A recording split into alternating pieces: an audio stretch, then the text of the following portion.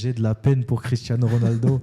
Il a 40 ans et aujourd'hui, c'est impopulaire ce que je vais dire, mais Cristiano Ronaldo, il ne doit pas aller à la Coupe du Monde 2026. Est-ce que c'est si... Pardon, vas-y. Non, vas-y, mais bon. Est-ce que c'est si impopulaire? Je sais pas.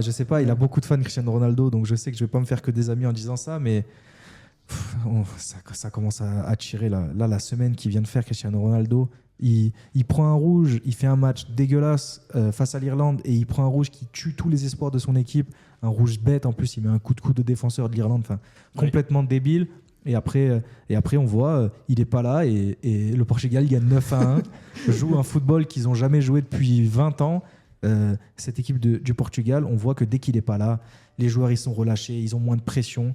On sent qu'en fait, il crispe les joueurs autour de lui et il y a un peu cette volonté, faut faire marquer l'ancien, faut faire marquer tonton parce que sinon il va faire la tête dans le vestiaire. Et en fait, c'est factuel. Quand Cristiano Ronaldo n'est pas là, le Portugal joue mieux. On sent que cette équipe est libérée. On voit des joueurs comme Leao plus libres de faire ce qu'ils veulent sur le terrain.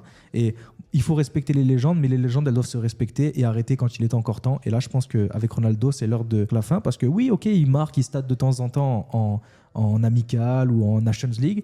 Mais la vérité, c'est que sur les 2 dernières grosses compétitions Euro Coupe du Monde, c'est un but, une passe décisive en 10 matchs. Donc d'accord, il marque de temps en temps. Mais bon, à quel prix pour le collectif du Portugal? Moi, je me pose la question.